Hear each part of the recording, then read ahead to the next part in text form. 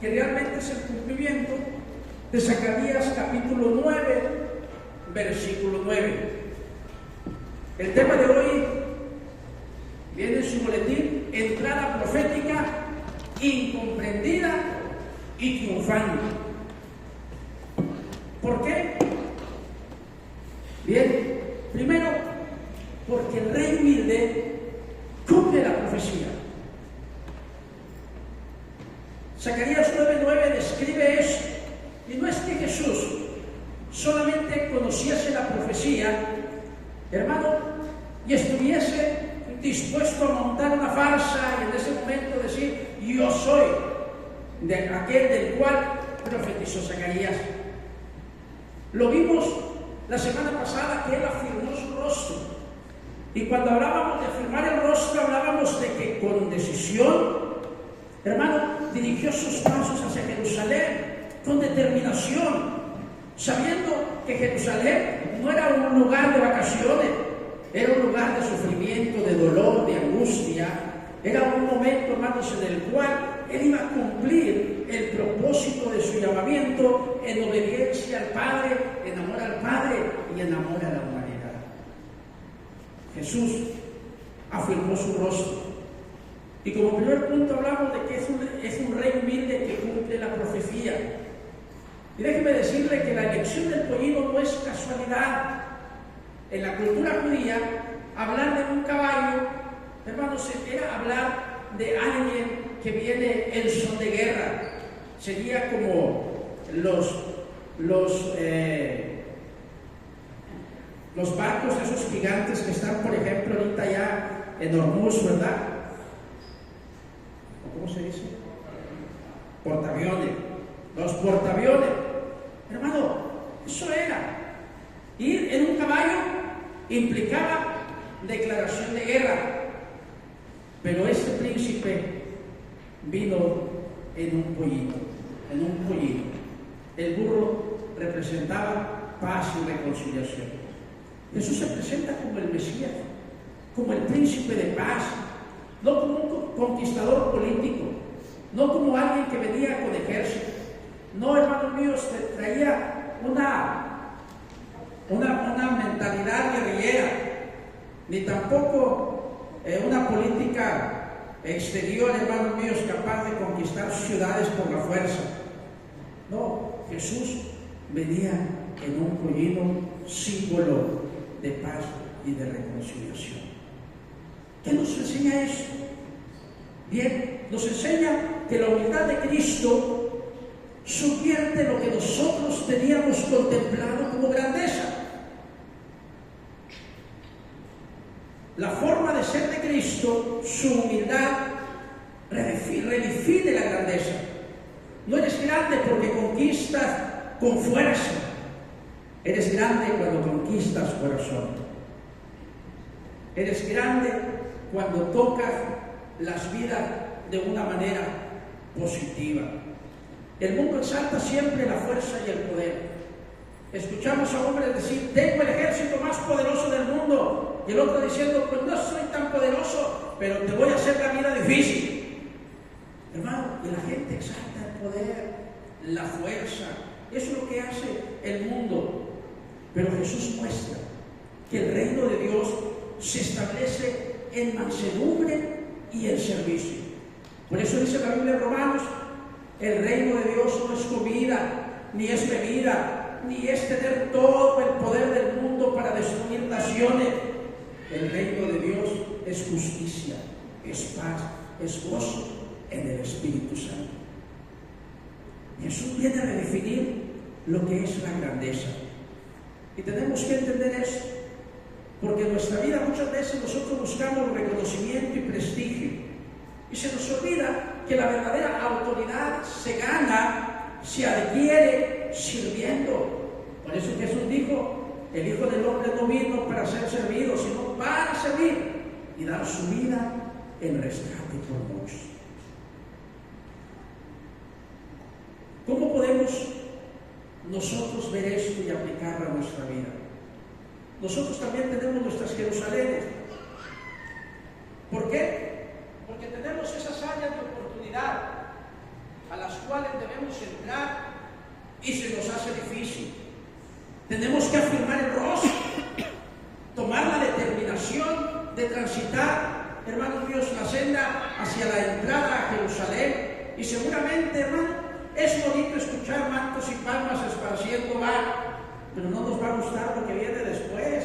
Y después viene el grito de crucifícale, crucifícale. El burro llevaba al rey, pero el rey cargaba el burro. Y déjeme decirle algo, realmente nosotros necesitamos aprender que la entrada de Jesús es una declaración profética. Está diciendo que el reino de Dios no avanza con espadas, avanza con paz, con vida, con corazones transformados, porque el reino de Dios es justicia, paz y gozo en el Espíritu Santo. ¿Cuáles son nuestras Jerusalenes cotidianas?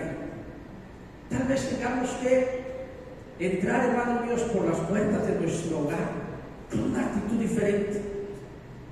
No entrar, hermanos, como soy el que tengo el derecho, o desde que te casaste conmigo, yo soy la dueña de todo lo que tengo y lo tuyo también es mío. Amén, dicen algunas hermanas. Ya, Señor.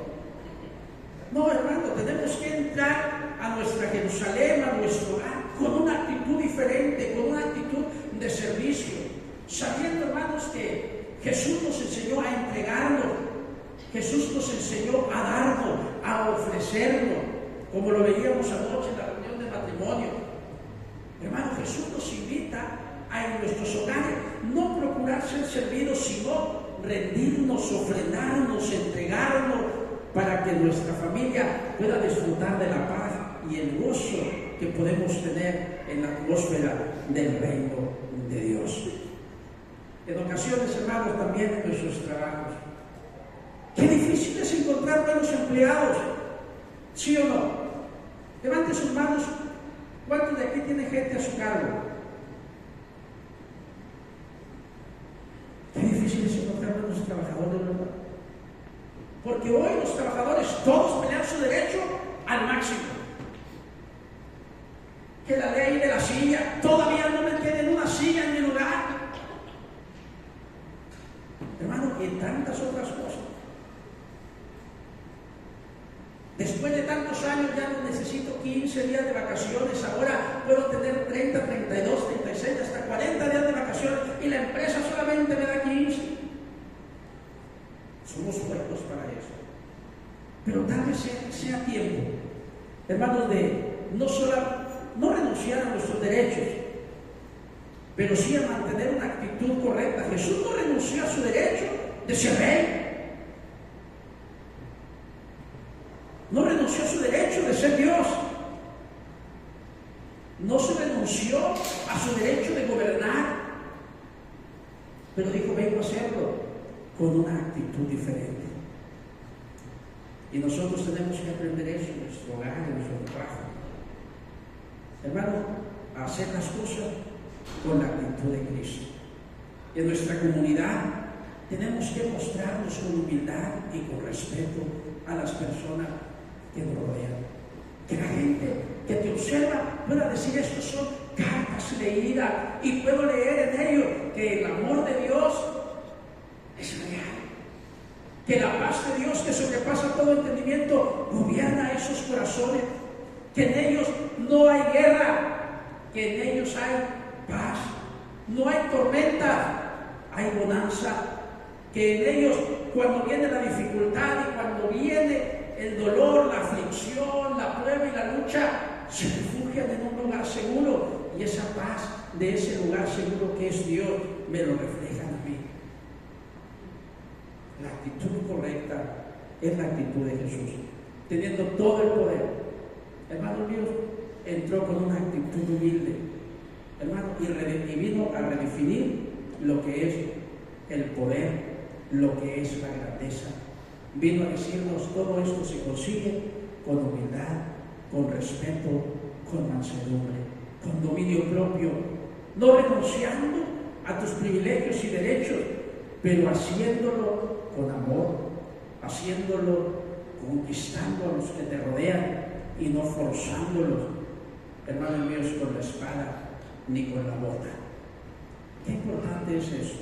El rey humilde que cumple la profecía. El rey que entra en un pollino en lugar de un caballo. El rey que viene en son de paz y no como un conquistador belicoso. Es cierto que viene a subvertir todo lo que conocemos y que la Biblia dice que el reino de los cielos se hace fuerza y los valientes lo arrebatan. Es cierto, hermanos, pero eso implica que nuestra humildad, eso implica que nuestra mansedumbre y la capacidad de soportar es superior a todo lo que el mundo nos pueda ofrecer y nos pueda arrojar en la cara. Que podemos pararnos firmes con la dignidad de que somos hijos de Dios, amados por Dios, pero también, hermanos, que somos gente de paz, gente con bondad, con generosidad, con equidad, con justicia y con amor. El rey humilde que cumple la profecía te invita y te dice: yo quiero que avances en mi reino, quiero que crezca, quiero que manifiestes toda la grandeza de mi reino, pero recuerda que en el reino de Dios los postreros son primeros, y el que quiera ser grande debe ser servidor de los demás, debe ser humilde y debe ser manso. En este pasaje bíblico de Mateo 21, también en armonía con Juan 12:13 y Marcos 11:9-10, nos habla de que hay una multitud que aclama sin siquiera comprender quién está entrando por esas puertas y tampoco sin entender realmente lo que esto implicaba. El grito Hosana, ¿qué significa? Sálvanos, ahora, ya. Hermano, todo lo que está pasando allá ahorita en el oriente, usted podrá verlo desde la tele muy tranquilo, pero ahí las personas están llorando, están clamando y están diciendo: Hosana, sálvanos, necesitamos salvación. Porque Hosana lo vemos, hermanos míos, como una actitud de gozo. Estoy celebrando. Pero el término Hosana tiene la implicación de que reconoces tu incapacidad para salvarte. Esa es la connotación que da la palabra Hosana. Nosotros bailamos Hosana, bendito el que viene en el nombre del Señor, y algunos sonreímos mientras lo hacemos. Pero en ese tiempo, hermano, ellos lo hacían porque ni siquiera comprendían realmente a plenitud lo que estaba pasando. Ahorita tú vas a ver al pueblo de Dios, Israel, diciendo misericordia. Vas a ver, hermanos míos, toda la franja de Gaza, los pueblitos alrededor, Irán, también diciendo: Señor, salva. Y no quiero entrar en un debate teológico de qué Dios es verdadero y cuál es falso. Lo que sí puedo decirles es que hay una necesidad real en esas personas. Necesitan salvación, necesitan protección. La multitud esperaba la liberación del yugo romano, pero Jesús ofrecía una salvación más profunda. Ahorita tal vez Israel dice: sálvenos de los iraníes, e Irán dice: sálvanos de Israel y de Estados Unidos, y los demás dicen: Señor, sálvanos de todos ellos. Pero la realidad, todo necesita una salvación. Pero más que ser salvos de los misiles, necesitan ser salvos del pecado y de la muerte eterna. Porque yo le aseguro que todos los iraníes, todos los israelíes, todos los estadounidenses y los otros países que están allá alrededor, hermanos, van a morir. Pero el que confía en Dios no muere eternamente, sino que pasa de la muerte a la vida. Y puede decir: ¿dónde está, oh sepulcro, tu victoria? ¿Y dónde, oh muerte, tu aguijón? No solamente se trataba de salvarlos del yugo romano, se trataba de salvarlos del pecado y salvarlos de la muerte. Y esto, hermano, también nos puede dar una enseñanza, que es posible aclamar a Cristo con entusiasmo y, sin embargo, no entender la misión de Cristo, ni entender lo que Cristo quiere hacer en nuestra vida, ni entender la asignación que Dios nos ha otorgado para realizar en este mundo. Se puede. Es posible aclamar a Cristo con entusiasmo y no entender su propósito eterno para nosotros. La fe superficial, siempre, hermanos míos, va a ser pasajera, emocionante, siempre va a traer, hermanos míos, momentos de euforia, pero cuando viene la prueba, la lucha, la dificultad, se desvanece. Necesitamos aspirar a algo más.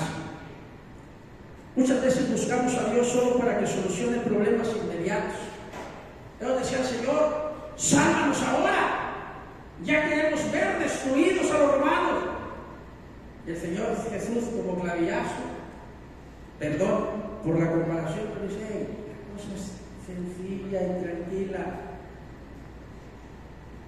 No es como tú dices, no es en el tiempo que tú dices, ni es sálvanos ahora. Todo tiene su tiempo, todo lo que se quiere debajo del sol tiene su hora, y yo tengo los tiempos y los sazones marcados por el Padre, la cadencia y el ritmo, la línea del tiempo, Él es el que la tiene. Por lo tanto, estén en paz. Pero así somos los seres humanos, buscando la solución para nuestros problemas, para nuestras dificultades, que nos auxilie ya en lo que queremos y sentimos y creemos que es nuestra necesidad esencial. Y Jesús nos invita a pasar a un nivel diferente. Que no busques problemas para solucionar porque sientes que te ahogas. Que puedas sentir la necesidad de rendirle tu vida y puedas subordinar tu voluntad a la voluntad del Padre, sabiendo que ella es buena, es agradable y es perfecta.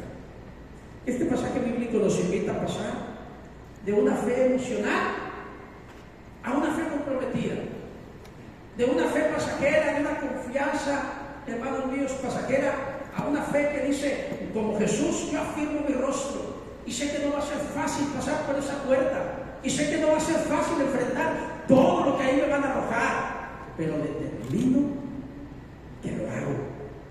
Determino que vengan luchas, pruebas, tempestades, permaneceré firme creyendo en mi Salvador, en mi Señor. Hosana en los labios sin obediencia, hermanos míos, es una ecuación en la vida. Si no hay obediencia en nosotros, podemos seguir clamando, Hosana, Hosana, bendito el que viene en el nombre del Señor, viene a salvarnos ahora, necesito que nos salves ahora. Pero si no hay obediencia en nuestra vida, solamente es un eco vacío. La misma multitud que gritaba Hosana, días después clamaba, crucifíquenme. Cuando preguntaron a quién dejamos salir, a este Barrabás o a Jesús, el llamado Cristo, el rey de los judíos, dijeron, suelten a Barrabás, crucifiquen a Jesús. ¿Qué revelación hay en esto? Porque una fe basada en expectativas humanas no es la verdadera divina. Cuando nosotros decimos, estas son mis expectativas y quiero un Dios que las cumpla, ese es un Dios a tu medida. Pero cuando tú llegas y le dices, Señor, yo sé que tú eres mejor que yo, más sabio que yo, más inteligente que yo, y es obvio, mírame dónde estoy, las decisiones que he tomado me llevan aquí. No tomé bien la decisión de qué iba a estudiar, no tomé a lo mejor bien la decisión de con quién me iba a casar, no tomé bien la decisión de dónde iban a estudiar mis hijos, dónde iban a vivir, cómo los iban a educar, y mírame ahora cómo estoy. porque muchas veces nosotros decimos, tengo fe en la fe. Tener fe en Dios es totalmente diferente, porque es Dios el que marca y dice, tienes que caminar por aquí, tienes que vivir así, tienes que mostrarte de esta manera, esta debe ser tu actitud en la vida. Pero cuando nosotros no andamos en esa subordinación a Dios, entonces, hermano, no andamos en la fe verdadera. Queremos un cajero, queremos un doctor que nos sane, queremos, hermanos míos, un banco que nos otorgue todo el dinero que necesitamos, queremos un compañero que nos abrace aun cuando tomamos decisiones equivocadas y contrarias a la voluntad de Dios.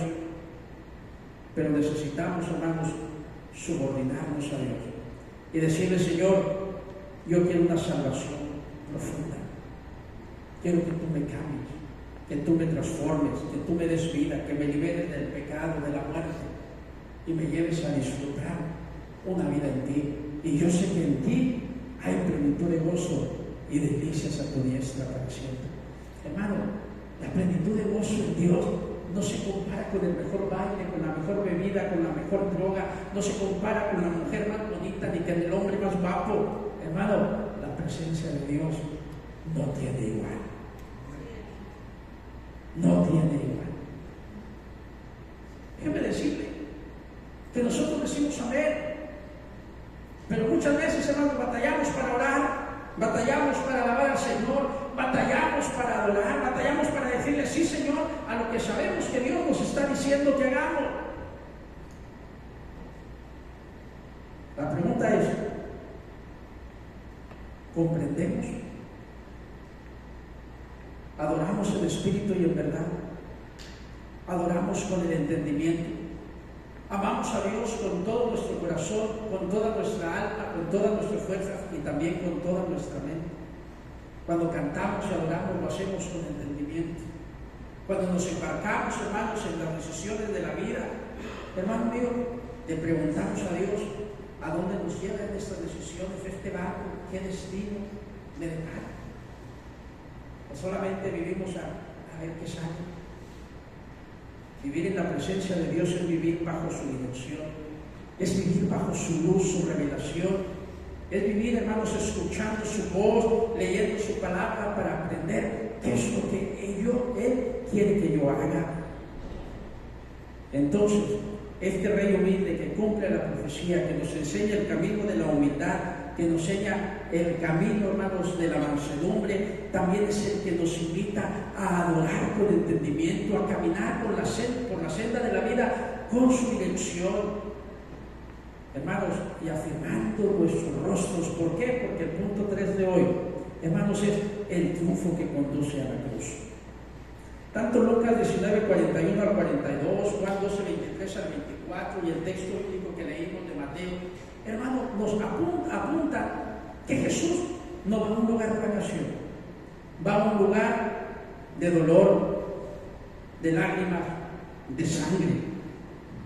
Y Jesús llora sobre Jerusalén, porque dice, no conocieron el tiempo de su visitación. La entrada triunfal es el preludio, hermanos, a la pasión. Es el aparente gozo, calma o paz, hermanos míos, que precede a la tormenta. Y eso es lo que iba a pasar con Jesús. Su victoria no será un trono terrenal. La victoria de Jesús no consistía en tener el trono con mayor oro de toda la región y de todo el mundo. No venía a pelearse por piedras preciosas, por lingotes de oro, hermanos míos, ni por ninguna otra cosa. Él venía a obtener una victoria, pero esa victoria no la iba, hermanos, a obtener con un trono en la tierra. Jesús iba a obtener victoria en una cruz, de la forma más dolorosa, muriendo para poder dar vida, hermano, renunciando a un trono terrenal porque se le ofreció el enemigo. Si ustedes recuerdan, todo esto te daré si postrado me adorares. Y el Señor lo mira y le dice, usurpador. Me pareció una frase muy política. Usurpador. Escrito está, al Señor tu Dios adorarás y a Él solo servirás. Hermano, Él le viene a ofrecer precisamente los reinos de esta tierra, pero Jesús dice, no se ganan así.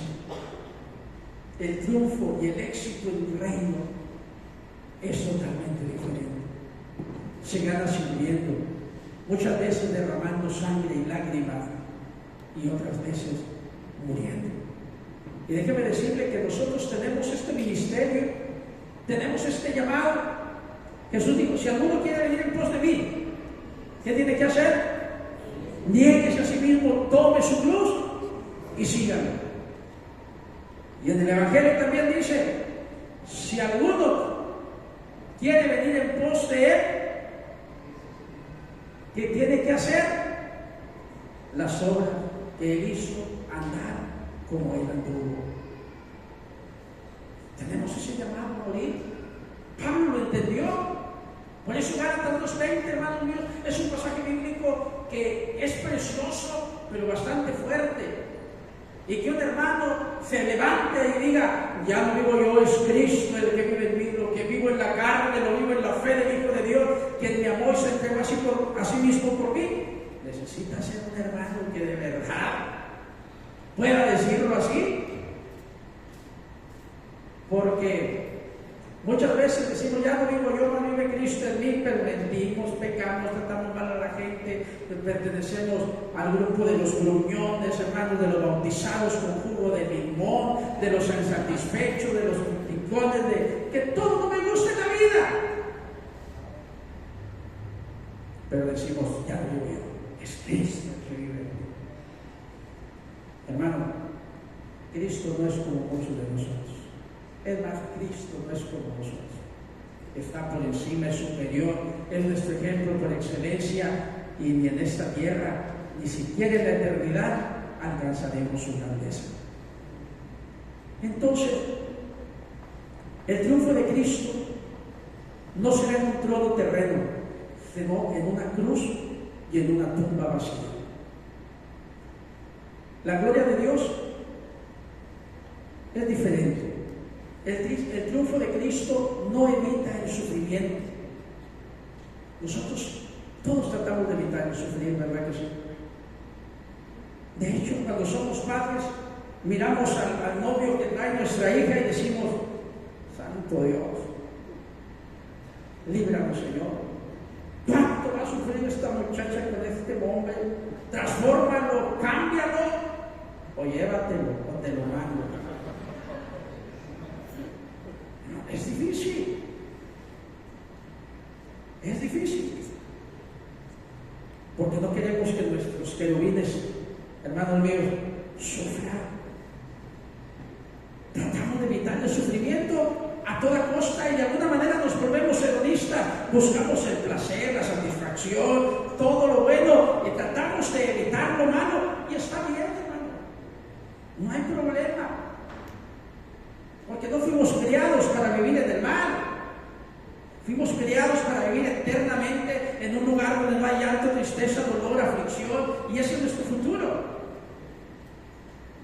Pero nosotros siempre tratamos de evitar el sufrimiento, y el triunfo de Cristo no evita el sufrimiento, lo transforma en redención, lo transforma en salvación, lo transforma en regeneración. Y cuando nosotros entendemos que el camino del sufrimiento nos lleva a la gloria, entonces vemos, hermanos, cómo de manera paradójica esa gloria se revela y decimos nosotros, hoy, Señor, ahora entiendo por qué el apóstol Pablo decía que los sufrimientos de este siglo añaden peso de gloria a nuestra vida. La muerte trae vida, la cruz trae victoria. El dolor y la aflicción, hermanos míos, traen triunfo, traen, hermanos míos, redención y traen cosas lindas a nuestra vida, pero tenemos que estar dispuestos a pasar por ahí. Nuestros momentos de triunfo deben recordarnos, queridos hermanos, que la fidelidad a Dios puede implicar sacrificio. Cuando tú digas, Señor, es que yo te quiero ser fiel, pero tengo que renunciar a esto, acuérdate de esto. La fidelidad a Dios puede implicar sacrificio. Es más, quítele el puede, póngale la fidelidad a Dios implica sacrificio. Porque vamos a tener que renunciar a muchas cosas que nos gustan. Te voy a hacer una pregunta así: ¿a cuántos de aquí les gusta el baile? Levante la mano. Y qué difícil, no sé, a veces queremos echarnos un bailazo, pero luego miramos a la gente que nos rodea y decimos, no, nos van a acabar, ¿verdad? Mejor nos guardamos y renunciamos para no lastimar a otras personas. Oye, Señor, qué sabroso es un whisky. ¿A cuántos de aquí les gustaba el whisky? Es sabroso. Hermano, es sabroso. Pero la Biblia dice que los borrachos no entrarán al reino de los cielos. ¿Y para qué nos acercamos al abismo? Y la otra es, ¿para qué acercamos a otro que van a estarnos criticando porque tomamos? Entonces, implica renuncia al reino de Dios. La fidelidad a Dios implica renuncia. Yo sé, hermanos, que renunciamos a muchas cosas cuando hacemos una boda. Hermanos, decimos, te conservarás solamente para ella, y renunciando a todas, la amarás solamente a ella. Y luego, hermanos, algunos pícaros voltean a ver a las damas de compañía y dicen, qué difícil. A las damas de honor, qué difícil. Y luego la preguntan a las mujeres, y renunciando a todos, te dedicarás solamente a tu marido, lo amarás, lo consolarás. Y ella piensa en todos los artistas lindos, bonitos, los coreanos y todos los que existen ahora. Hermano, dice, sí, tengo que hacerlo. Y si se acerca el hombre de mi sueño, tienes que renunciar a él porque te casaste. La fidelidad a Dios, ¿verdad que sí implica sacrificio? ¿Hasta dónde estás dispuesto a renunciar y a sacrificar? ¿Hasta dónde?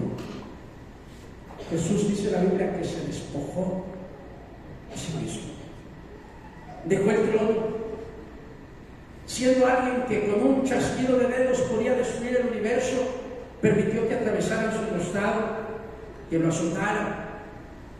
Muchas otras cosas, ya llegaremos al viernes, pero déjeme decirle que el triunfo de Cristo no evita el sufrimiento, lo transforma. Y en nuestros momentos de triunfo deben recordarnos que la fidelidad a Dios implica sacrificio. Seguir a Cristo significa abrazar la cruz, confiando que detrás del dolor hay vida, detrás del dolor hay resurrección, detrás, hermanos míos, de la aflicción, el dolor y la sangre existe la recompensa eterna. Por eso sé fiel hasta la muerte, y yo te daré la corona de la vida. La cruz fue el trono donde reinó el amor. Y el apóstol Pablo dice, no pretendo otra cosa más que predicar a Cristo y a este crucificado. La palabra de cruz es locura para los que se pierden, pero para nosotros es poder de Dios, como el Evangelio. ¿Por qué? Porque en esa cruz pagó el precio. Alguien dijo que el que logra ver a Dios en ese hombre humillado, sangrante, ha tenido la máxima revelación. Despreciado y echado entre los hombres. como que escondimos de él el rostro, fue menospreciado y no lo estimamos. Él no representaba los valores de este mundo, de este siglo. Él no representaba, hermanos, los valores de estos reinos humanos y terrenos. Hermanos, el reino de él, hermanos, estaba en otra dimensión, en otro nivel, en algo más sublime, en algo eterno, no en algo pasajero, como lo que este mundo ofrece. La entrada triunfal es un anticipo del verdadero triunfo, la resurrección. Hermanos míos, y porque Él vive, nosotros viviremos mañana. Hay un himno que siempre me ha gustado que dice: oh, yo siempre amaré esa cruz. En sus triunfos mi gloria será. Y algún día, en vez de una cruz, mi corona Jesús me dará. Detrás del dolor, de la aflicción, de la sangre y de la muerte, está la corona de la vida, está la resurrección, está la eternidad con Cristo. Jesús no vino a Jerusalén a conquistarla. Él vino a conquistar la muerte, Él vino a vencer la muerte. Él vino, hermanos míos, a morir. Dijo: yo tengo poder para poner mi vida y tengo poder para volverla a tomar. Y después de eso, hermanos, se levanta con poder sobre la tumba y entonces dice: su vida es su muerte, tu victoria. ¿Dónde está, oh sepulcro, tu victoria? ¿Dónde, oh muerte, tu aguijón? Yo sé que lo dijo Pablo, pero acuérdese que dice: yo recibí del Señor lo que también nos ha enseñado. Hermano, Jesús vino a conquistar la muerte, a darnos la vida, a abrir el camino a la eternidad con Él. Concluyo. La entrada triunfal no fue un espectáculo político, sino una proclamación profética, diciendo: el tiempo se ha cumplido. Este príncipe de paz ha llegado. La manifestación de mi reino es en humildad y en paz, enseñando que la grandeza está en el servicio. Y la multitud confundida nos recuerda que la fe debe ir más allá de la emoción, debe llevarnos al compromiso. Y el triunfo que nos conduce a la cruz nos revela que la victoria de Dios se manifiesta en lo inesperado. Porque nadie espera que la victoria de Dios se manifieste en la mansedumbre, en la obediencia, en el sacrificio, en el sufrimiento y en el dolor. Todos esperaban que llegara a destruir, hermanos, a los romanos con espada de fuego, hermanos míos. Pero llegó con amor, llegó con humildad, con servicio y con mansedumbre. El triunfo que conduce a la cruz nos revela que la victoria de Dios se manifiesta ¿dónde? En la mansedumbre, en la obediencia y en el sacrificio. Pregunto: ¿Hosana sigue siendo nuestro clamor o ya no necesitamos salvación? ¿Siguen clamando en nuestros corazones: Señor, sálvanos? No podemos salvarnos a nosotros mismos. No podemos conducirnos en la vida como si nosotros ya tuviéramos todo aparte de Dios. Como si ya no necesitáramos a Dios. Lo necesitamos. Necesitamos depender de Él en la cotidianidad. Necesitamos entender que el clamor: sálvanos, Señor, y reina en nosotros, es presente y es en este momento el clamor de tu corazón y el mío. Porque si hoy quitamos a Cristo del trono de nuestro ser y empezamos a gobernar nosotros, triste futuro, desgraciado final, hermanos míos, doloroso eternamente. Pero si nosotros decimos: Señor, hemos entendido, necesitamos tu salvación, la necesitábamos ayer, la necesitamos hoy, la necesitaremos mañana. No nos sueltes de tu lado, no te apartes de nosotros, quédate aquí. No queremos echarte fuera, como lo hicimos esa vez. No queremos llevarte al Gólgota, no queremos olvidarnos de ti, no queremos darle prioridad a Barrabás, que representa todo lo que este mundo habla. Señor, queremos darte el primer lugar a ti en nuestro corazón y queremos decir todos los días de nuestra vida: Hosana, Hosana. Necesitamos que nos hable, necesitamos que seas nuestro Rey, necesitamos que reines en nosotros. Amén. Vamos a estar.